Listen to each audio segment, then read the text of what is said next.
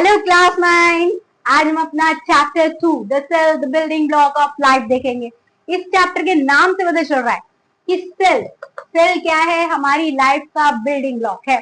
इसी सेल से हमारी पूरी बॉडी बनी है, चाहे वो कोई जानवर हो, चाहे कोई प्लांट हो, ऑल लिविंग बींग्स, सभी लिविंग बींग्स जो है वो किस चीज के बने हैं? सेल के। नॉन लिविंग थिंग सेल से नहीं बनी, सिर्फ लिविंग बींग्स। लिविंग बींग्स में चाहे आपका डॉग हो, कैट हो, एलिफेंट हो, कोई भी बैक्टीरिया हो, छोटी छोटी चीजें जो भी लिविंग है वो सब सेल से बनी। मतलब एक सिंगल सेल से भी एक ऑर्गेनिज्म बना है। ठीक है, वो हम आगे पढ़ेंगे। तो जो सबसे पहले सेल को सबसे पहले ऑब्जर्व किसने किया था, वो थे रॉबर्ट हुक।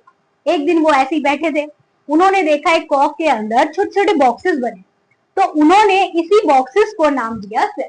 उसके बाद इसके बारे में स्टडीज हुई, तो उसके बाद हमारे को उसके बारे में पता चला कि जो हमारी बॉडी बनी है वो सेल से बनी है, और सेल के अंदर भी बहुत सारी चीजें होती है, बहुत सारे ऑर्गेनल्स होते हैं जिससे हमारा बॉडी फंक्शन करती है, सेल फंक्शन करता है। ठीक है, तो सेल जो एक स्ट्रक्चरल एंड फंक्शनल यूनिट है। सेल जो है वो क्या है? Structural and functional unit. मतलब हमारी बॉडी जो है वो बनी तो सेल से ही है, आपको बता ही दिया, तो इसलिए वो स्ट्रक्चर हो गई। इसके अलावा फंक्शनल कैसे? ये हमारी बॉडी के जितने भी फंक्शन होते हैं वो पहले सेल करता है, पहले सेल में होते हैं, फिर हमारी बॉडी में होते हैं। ठीक है, तो हमारी बॉडी के जो भी फंक्शंस है वो किसकी मदद से होते हैं? सेल की मदद से। अगर हमारा सेल फंक्शन करना बंद कर देगा तो हमारी बॉडी भी फंक्शन करना बंद कर देगी।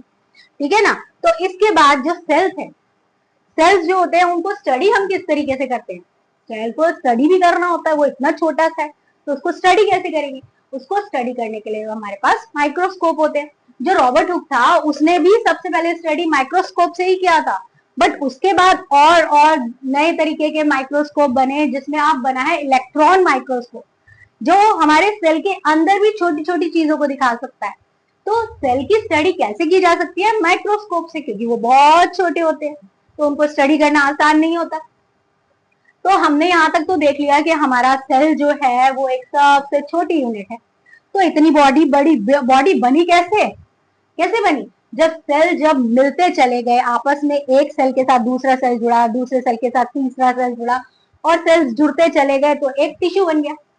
ठीक है, जैसे हमारे रूम की जो ये वॉल है ना, एक ईट से मिलकर बनी है ना, ऐसे ही सेल्स में मिलकर हमारा क्या बना है? टिश्यू।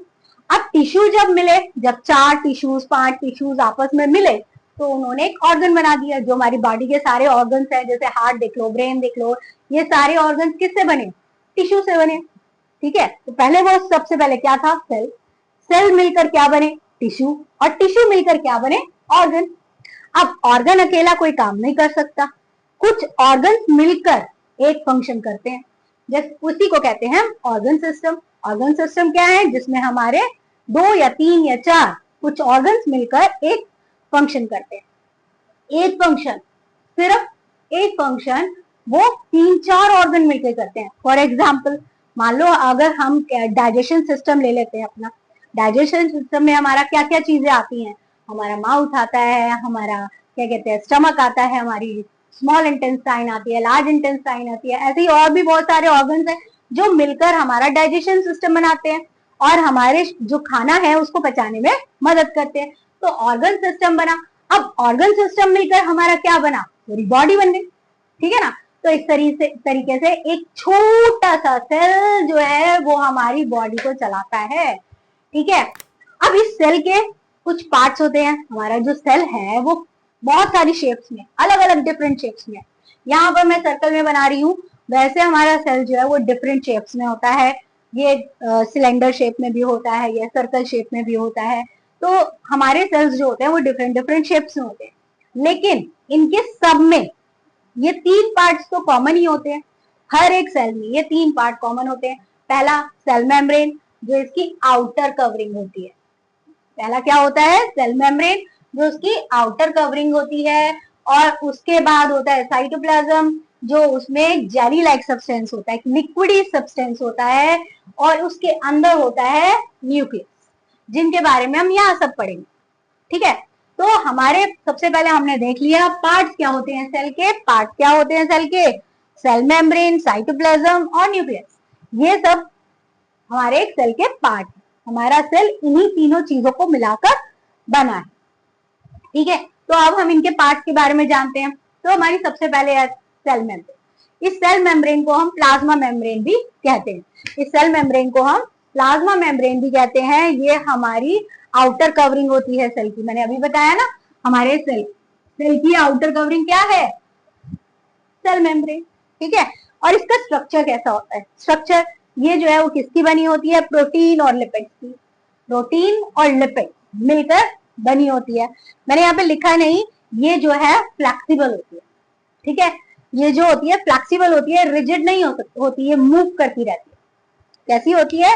मूव करती है ऐसे, ठीक है। ये कैसी होती है? फ्लूइड मोसैक मॉडल में इसको हम एक्सप्लेन कर सकते हैं। कैसे? फ्लूइड कैसे? क्योंकि ये मूव करती रहती है, मूवेबल होती है, रिजिड नहीं होती है। और मोसैक मतलब टाई शेप में होती है, मतलब इसमें जो अरेंजमेंट होती है प्रोटीन और लिपिड्स की वो इस तरीके से होती है कि वो एक टाई का हमारे को लुक देती है। तो इसलिए हम इसे फ्लूइड मोसैक मॉडल के रूप में देख सकते हैं, ठीक है। और ये जो होती है वो सिलेक्टिवली परमिएबल होती है। जो हमारी सेल मेम्ब्रेन होती है वो सिलेक्टिवली परमिएबल। सिलेक्टिवली परमिएबल क्या?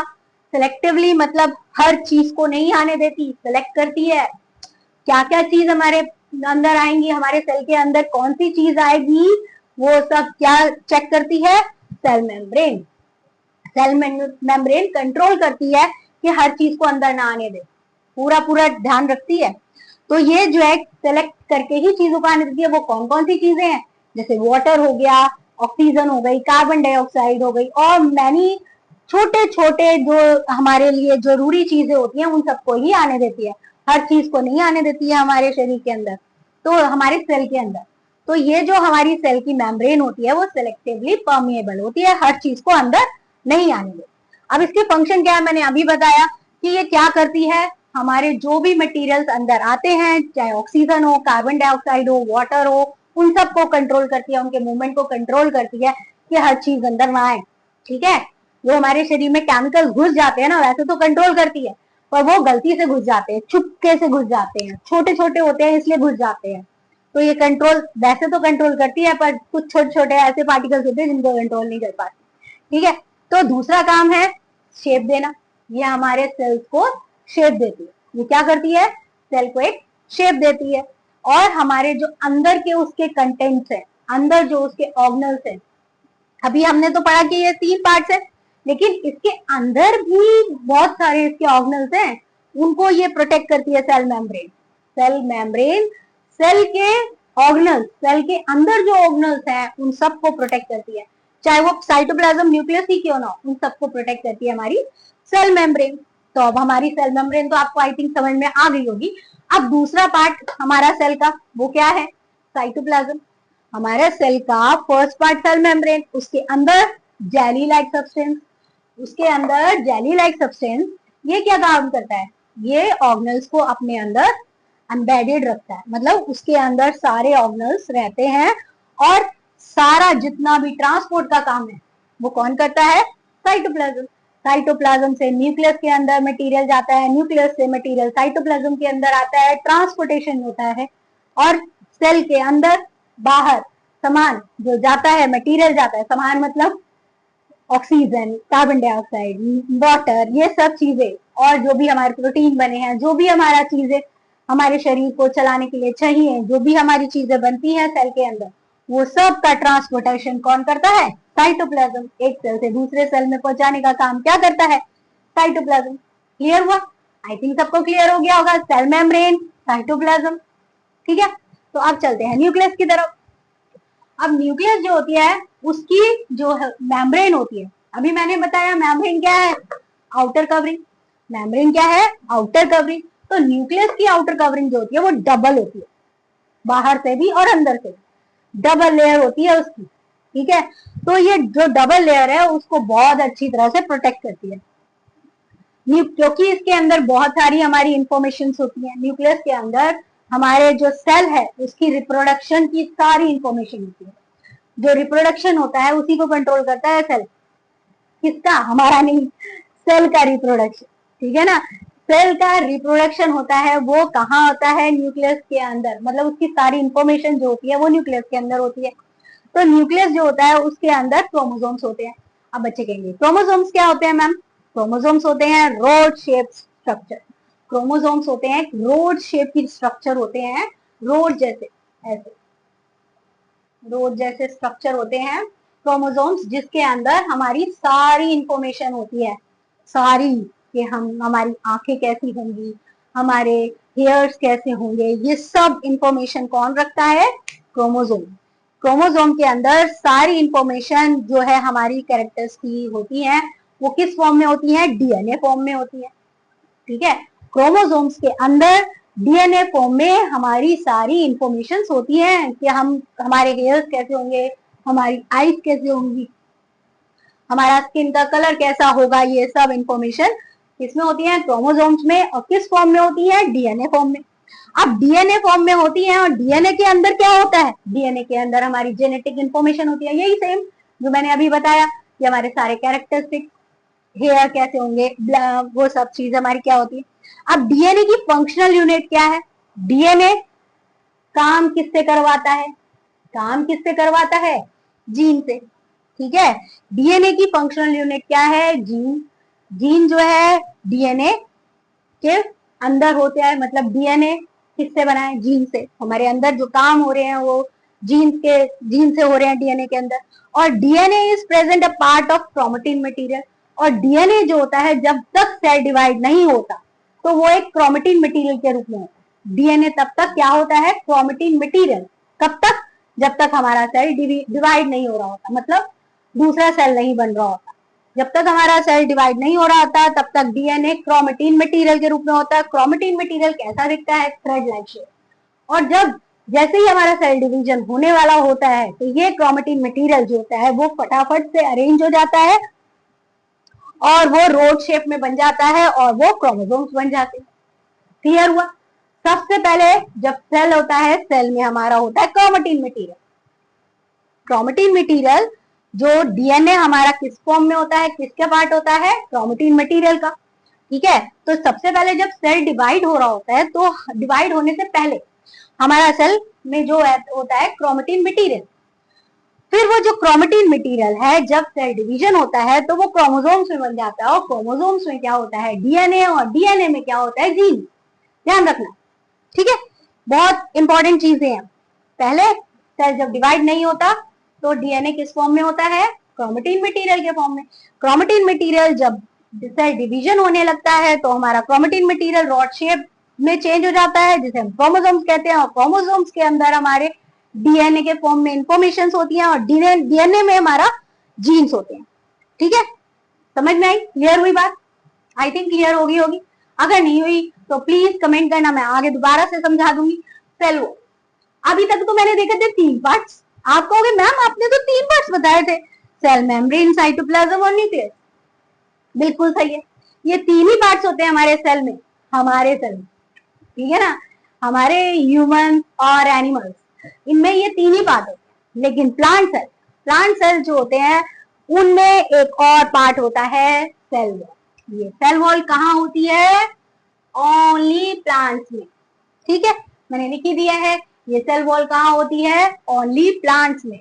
और ये कैसी होती है? रिजिड। हमारी जो सेल मेम्ब्रेन थी वो कैसी होती है? फ्लेक्सिबल होती है, वो मतलब फ्लेक्सिबल है, फिक्स नहीं है। जबकि सेल वॉल जो है वो फिक्स होती है, रिजिड होती है, उसको कोई हिला नहीं सकता।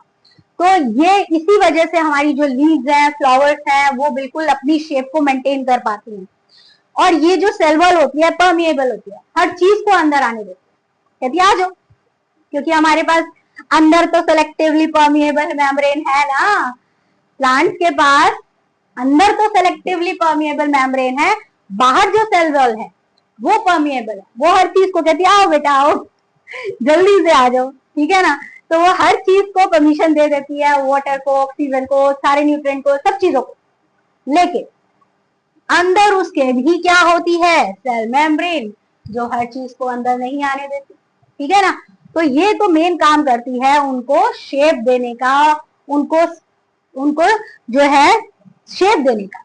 मेन काम यही करती है, उनको शेप और फिक्स रखने का काम करती है।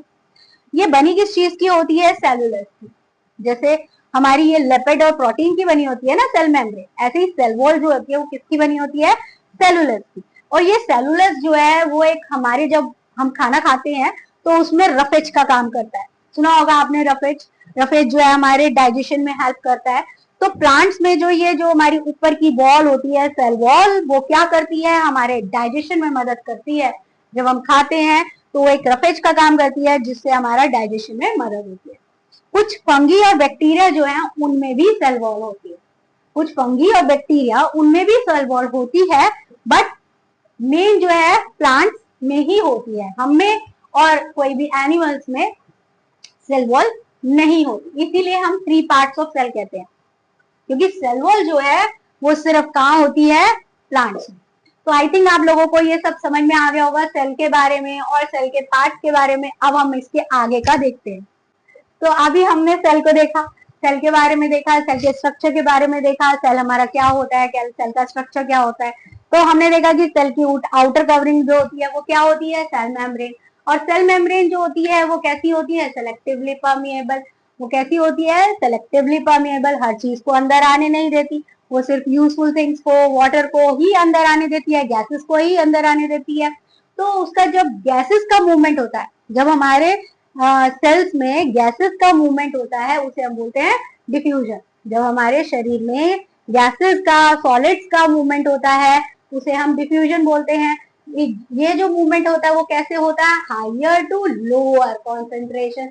जहां पर ज्यादा वो चीज होती है, मान लो ऑक्सीजन है, ऑक्सीजन ज्यादा एक सेल में हो गई तो वो दूसरे सेल में जहां पर लोअर होगा वहां की तरफ मूवमेंट करेगी, इसे हम बोलते हैं डिफ्यूजन। तो जो हमारा मूवमेंट होता है ऑक्सीजन का, कार्बन डाइऑक्साइड का या फिर एनी पार्टिकल्स का, वो उस मूवमेंट को हम बोलते हैं डिफ्यूजन। लेकिन वाटर का मूवमेंट, वाटर के मूवमेंट को हम डिफ्यूजन नहीं बोलते, वाटर के मूवमेंट को हम ऑस्मोसिस बोलते हैं। जब वाटर का मूवमेंट सेलेक्टिवली परमिएबल मेम्ब्रेन के थ्रू होता है तो उसे हम बोलते हैं ऑस्मोसिस। और ये भी कैसे होता है? हायर, जहां पर जिस एरिया में पानी ज्यादा होता है वो कहाँ जाता है? लेस वाटर के एरिया की तरफ। मतलब जहां पर पानी ज्यादा है वो वहां से कम की तरफ जाता है। फॉर एग्जाम्पल, आपके घर में अगर पानी कहीं भर गया तो वो पानी कहाँ जाएगा? जहां पर कम होगा वहीं की तरफ बहेगा ना। लेकिन उसको हम ऑस्मोसिस नहीं बोलते, उसको हम ऑस्मोसिस नहीं बोलते। ऑस्मोसिस कब बोलेंगे? जब वो सेलेक्टिवली परमिएबल मेम्ब्रेन के थ्रू मूवमेंट करेगा।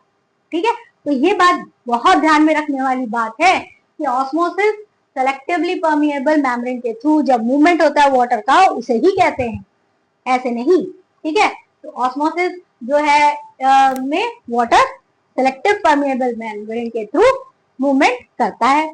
और प्लांट सेल में भी ऑस्मोसिस के थ्रू ही मूवमेंट होता है। क्लियर? ये बात सही होगी समझ में? अच्छा, इसका एक एग्जांपल लेते हैं पोटैटो का। तो एक पोटैटो लो, 2 पोटैटोज ले लो, एक पोटैटो ले लो, उसको 2 पार्ट्स में कट कर लो। एक पोटैटो को डालो जिसमें खाली पानी है, एक पोटैटो को डालो जिसमें सॉल्ट सॉल्यूशन है। जो खाली पानी वाला है वो थोड़ी देर बाद क्या होगा? स्वेल हो जाएगा। और जो दूसरा पोटैटो है वो क्या हो जाएगा? श्रिंक हो जाएगा, जो सॉल्ट सॉल्यूशन वाला था। वो ऐसा क्यों हुआ? क्यों? क्योंकि जो हमारा ज्यादा पानी था, जहां पर ज्यादा पानी था वो सेल के अंदर चला गया। पानी जो है वो कहाँ चला गया? सेल के अंदर चला गया। जबकि यहाँ पर सॉल्ट था, तो सॉल्ट में की तरफ पानी कम था, तो वो पानी जो है सेल से बाहर आ गया। मतलब जो हमारा बाउल है उसमें पानी आ गया और वो पोटैटो जो है वो श्रिंक हो गया। क्लियर हुई बात? तो हमारे इस तरह से ये जो आपको बात क्लियर हो गई। अब ये जो है सॉल्यूशन हमारे 3 तरह के हो सकते हैं, मैंने अभी बताया ना। एक तो हमने खाली पानी लिया और एक में सॉल्ट सॉल्यूशन लिया। और ऐसा भी सॉल्यूशन हो सकता है जिसमें दोनों तरफ पानी की क्वांटिटी सेम हो, मतलब दोनों तरफ पानी जो है वो सेम हो।